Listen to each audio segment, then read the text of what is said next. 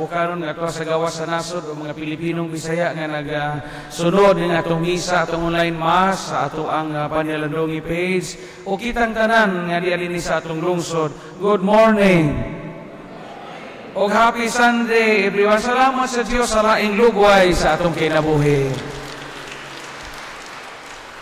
Sigon sa kamanduan sa Diocese o sa itong mahal nga obispo, ang mga misa nato karong adlaw nga Domingo, September 7, 2025, gitawag kinig misa alang sa pag-amping sa kamugnaan or Mass for the care of creation, nature, and the environment. Mga basig malibog mo nga lahi ang mga readings nga gipagamit karon kaysa inyong mga tamdanan. Tungod kay this is a special celebration. Kay karong September 1 to from September 1 to October 4, gitawag man nag-season of creation. Mga akong pamalandong nga ipaambit ninyo karon ang mga hagit sa atong kinabuhi nga atong giatubang diha sa atong pag-atiman o pag-alima sa atong kinaiyahan.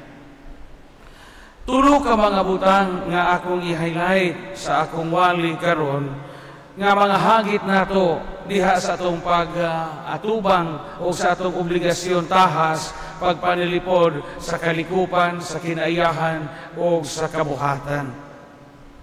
Kining mong tulo ka mga realidad ato kining nga hatagag dili kay og dili nato ni pakadakan musamot kag gusbat ang ato nga kalikupan.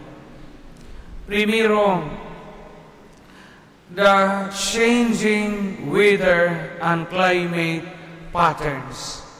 Gituki kini sa atong Santo Papa kaniadto si Pope Francis sa iyang suwat, gitawag og Laudato Si. Kabantay mo, kamo mga tiguang na kay numbro mo, o panahon ganiting init, ang init sa gamay pata, laki sa init karon, di ba? Ang init kaniadto magwanta man sa way padong. Tagsara may ma-heat stroke sa mga bata pata. Magduwa maganita ng init sa una mo bitaw na daghang tag-uto. Daghang tag-uto, daghang tag-lusa, daghang tag-ujaman, ang mga laking pisot, daghang tungaw. Ngano man na kay we love to play outdoor. Magwanta man ang init kaniadto. Pero karon tanawa, usa sa mga health challenges karon kanang mga kaso sa heat stroke. Kay init na kaaso, labi na jog summer, di na maagwanta ang kainit. Ako sinati majud ko ini kasi gamay pa mi pasagibuon mi og bao, pa bungayon mi maisan, pa bungayon mi daruhan. Di man mo balihon ang init og alas 11 buntag, maagwanta man. Pero karon grabe ang kainit. Labi na sa mga lugar nga wadya mo'y kahoy. Labi na sa mga siyudad, labihay na yung inita. Mo na ilisod, init pa imong kay daghang pagkakutang, init pa po ng palibot, ng usamot, kay silaog, o ng hasta kaspa, matangtang, hasta atuli, matuali. Tinuod ng climate change o the changing weather patterns. Connected sa ilabihang kainit karon sa kalibutan, which is dili ginamagama o dili tumo-tumo, na usab karon ang weather patterns. Sa mga karaan o sa kaniyaing panahon, kabantay mo mga tiguang, labi na kamo mga anak o mag-uuma, makahibaw tag unsang buwana sa tuig ang ting-uwan, unsa ang ting-init. Mo bitaw ato mga tiguang sa una, bisag way announcement og El Nino, way announcement og La Nina, karon naman na kaibaw sila, anos sila magtanom, o anos apoy ting-ani. Mo nga sa una, ang mga humay kaniadto kay karaan pa man to, lubang, di ba? Itong lubang at tag-as.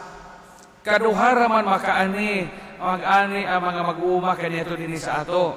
Labi na sa mga lugar nga way irrigation. Twice a year ang magpangani. Pero kahibaw sila, ano sa sila magtagod. Kano kaibaw sila kanus sila magtanom. Unya kaibaw po sila kanus ay ting mais, ting pugas ug mais o ting pugas ug utanon. Nganuman makatag-an sila, kaibaw silang daan sa regularity sa dagan sa panahon. Kining buwan na ting uwan na ni mo magtagod ta. Hunyo ting uwan na ni magtagod ta. Unya karon kay Marso, Abril, Pebrero, Marso, Abril, na iwan ginagmay ting mais ron. Kay bahaw sila. Na irregular nga pattern ang kinaiyahan. Karon di na nimo matag-an. Di na matag-an ang lihok sa panahon karon. Kay usahay Biyernes Santo himbolno kang uwan. Di ba? Kaya Biyernes Santo ting init mana. Di na nimo matag-an. Karon ang mga buwan nga ting init, maupoy buwan nga kusog ang uwan. Ang mga buwan po nga naanda nato nga ting uwan, maupoy init kaayo. Mga luoy ang mga mag-uuma. Magkabuang-buang ang ilang pagpananom, magkajaang-jaang ang ilang pagpanguma. Kaya pananglitan, mo na nahitabo karon, muuwan, mubunok, mukusog ang uwan, magtanom og humay.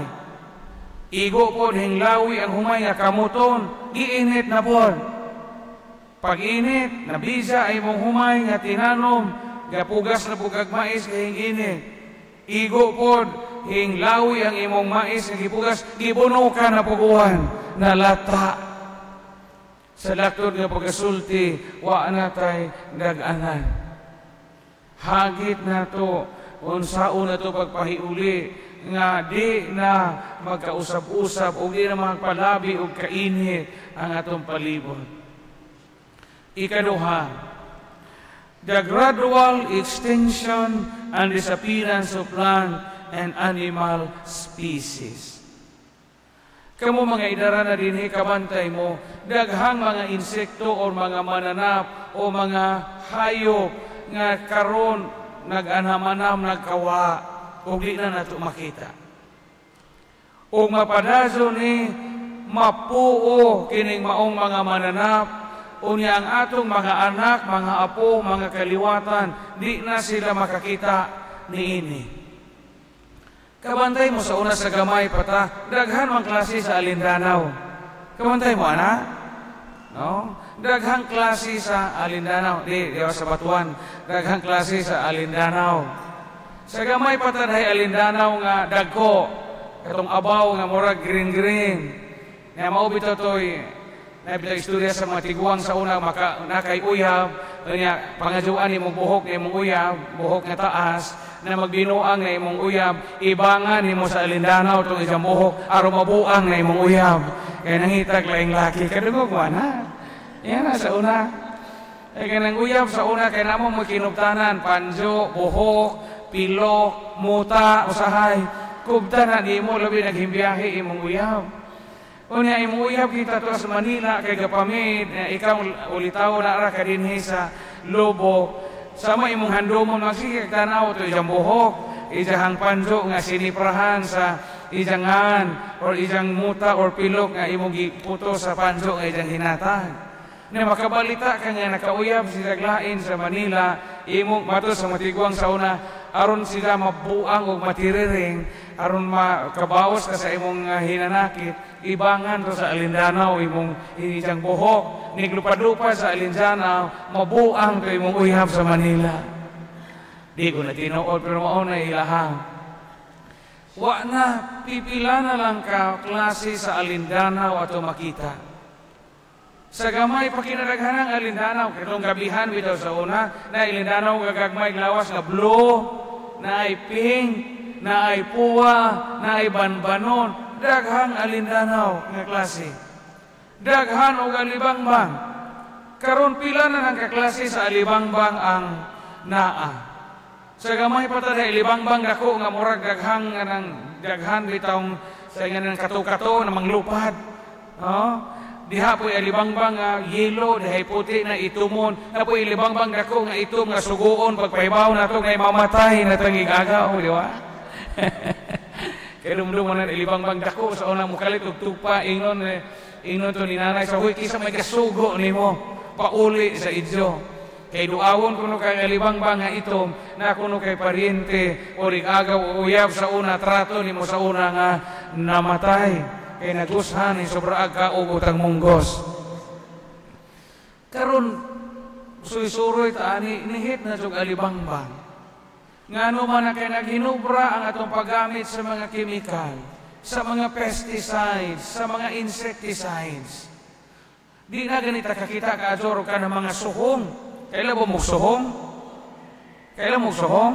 Ang suhong bitong murag grasshopper nga maglupad-lupad. Kana bito na muhawak anang pisot nga muhubag ng kanang pisot nga naghagkag timos.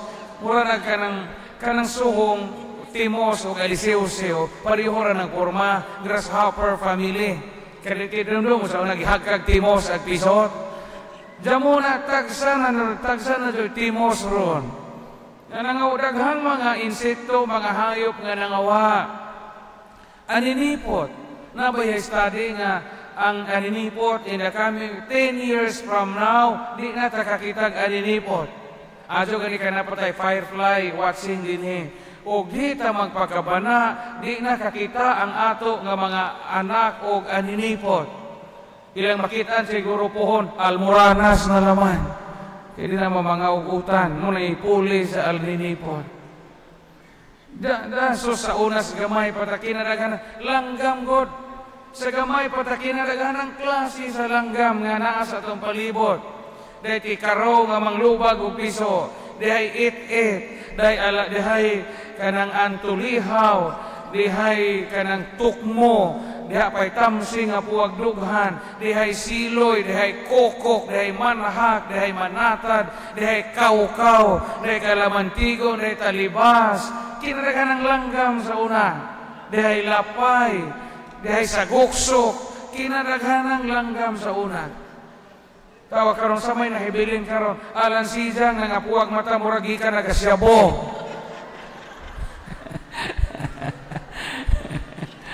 Isa mo rin malansida, nga mo magnahay, hapon na. Mo magiging gasyabo. Saan naman itong mga langgama karon? Isa muna. Because gi-destroy na to ang ilang habitat. Sige tang gabao, sige tang gadaog, sige tang pamadyag o kahoy. Wala ta mo provide o dapit nga din anha sila mamudso.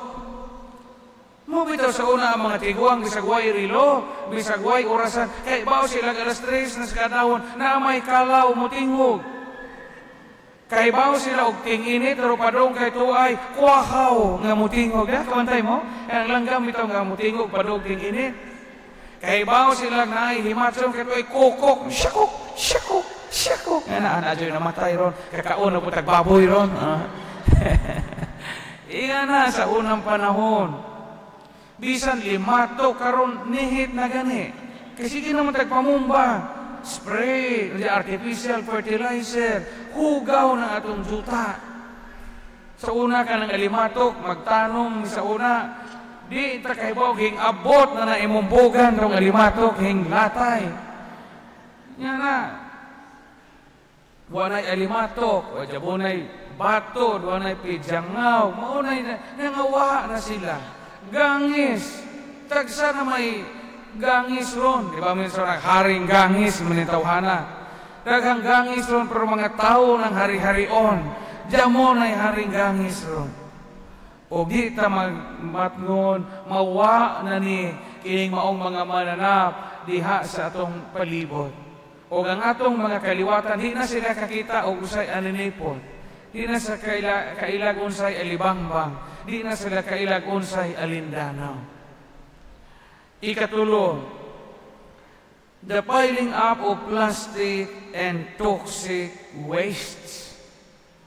Grabe karon ang basura sa kalibutan sa naghinubra na tong gamit o plastic.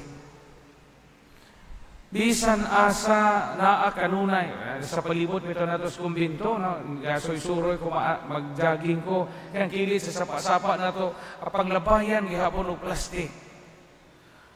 Unya unsa may sangputanan ana ang plastic kinadugayan madugta og di gani madugta ng uban. Unang ipaanod na nimo sa suba, ipaanod na nimo sa sapa, lamyon ra po na sa mga dagkong isda inikabot sa dagat. Mao nga ma-poison ang mga dagkong isda, mahilo o mga matay. Grabe ang abuso nato sa kinaiyahan. Sa unang panahon, sawa pa maimbento ang plastik. Wa man tay basura kay kanunay man organic. Mo eskwela ta sa una magbaon ta unas o ginaob nga dahon sa saging. Iniguman na itong kaon, kami kay pobre, may dyan mo mamisuwa, inikpaniuto, ato may musaka, atong taas pine tree. Kay uwaw magkaaso, kay among sudan, kay ginamos naman nga ng istrikto, bitawag naong, kaya inikpaak ni mo, musipat, pugbaos ni mo. Kasi nga na naginamusa ka na istriktohon, bitawag dagway. Inikpaak ni mo, na ikong musipat, pugbaos, manak uwaw, kaaso, musaka may itong pine tree, o mahugani sa sulahan. Inig-abri ni mo, mawaha na po ang ginamos, kay init mo ito imong luto pagputos, nahilis, ginamos, bukog rin nabilin. Minsan kadali-dali magkaputos pagkabuntag sa imong baon, naapil ni mo putos tong bay o tapay-tapay. Ay tapay-tapay nga na itlog nga na number sa masyaw, inipasihag ni mo. Munang maliud to, misa unang tapay-tapay ang sudan. Nawa na sila. Sobraan na atong paggamit sa mga plastic waste o mga chemicals. Sa una, mga tutag merkado na abad ay silufin, bag nga kanang market basket, kanang Maria Wento taon. Always recycle. Mamalitag isda, mamalitag unsa, di naman isulog silupin, ituhog na to. Isda tinuhog, kinason poston na nagdahon, jamoy basura. Kay ang dahon, ma-recycle man to. Mubiyahe tag Cagayan de Oro, mubiyahe tag Malabang Lanaw sa may buhaton, magtapan tag manok, o niya magpuso. Hindi kumakaon mo sa imong puso, madunlan ka. Hindi kuman labay sa puso, mag-recycle o balik, kay dahon magsaging. Karon grabe, sa drive-thru, tanan, basura, hasta kutsara, tinidor, plastic, asa man na nato ilabay. Na di man na siya madugta. Pila pa katuig, pila pa kadekada, asa pa na madugta. Mangulitog tag-atuli sa una, sangaraman o sagbot, sangara o karanggahon, karon kutunbas na plastik ihapon. Daghan karon ang mga butang na nakaguba sa atong kinaiyahan. Nga og di ta maningkamot nga mausab ning atong lifestyle. Musangko kita sa pagkagusbat sa kinaiyahan nga damo na tayo ibilin. Damo na tayo ibilin sa sunod nga mga henerasyon. O maabot ang panahon nga magpadabi kitag abusa sa kinaiyahan, basulon ta, tunguhon ta sa umaabot nga mga henerasyon o kaliwatan nato sa atong pag-abusar o pagpahimos sa gasa sa kinaiyahan nga wa nato sila sa line. Wa na to sila binli o unsay angay para nila. Sa maningkamot, sa kinabuhi, sa itong palibot, at mga anak, iidukar sila unsa ang tinuod na pag-amping sa kinaiyahan. Bisag asa, bisag mamisa, ganito sa baryo, kaghang dayapir anang kilid. Kanang dayapir, bitang masakiton o mga bata, ipanglabay na bisag usa, tanggon o iro, dugay ba yung madugta ng diaper? Maso pa ito sa unang bakbak, katong panapton sa unang gamiton ninugdugon mo, mga base, kalabhan pa ito ninyo iniguman, pagkasunod ting dugo, recycle. Yan na, may sa una, labhan ang dinugan sa mong mama, dadon sa suba, dadon sa sapa, bunawan o palupalo, inigagas sa duga, mudugok tong daghang pantat o tilapia, among sarapon, isudan o paniud to. Kinalamian ang sabaw pantat nga sagol rigla sa imong mama. Di na kinahanglang butang Bombay o magic sarap. Tamis-tamis ng daan. So, kining tulo nga mga ecological challenges, naghatag ka natog na kong hangit. Do something nga unta dili magkaanam og kainit ang kalibutan. Ikaduha paning kamot nga dita magpalabig gamit o chemical o pesticides o insecticides o kana mga pagpanghilo sa sapa o sa suba sa mga tubig makadaot na sa mga mananap hasta ang mga piso o mga similya mga matay tanan. Ikatulo, likayan mo ta nato ang naghinubrang gamit og plastik. Usahay plastik patagbatasan, plastik pa po itong gigamit. Unsaon naman ta ini. Amen. Manindog palihog.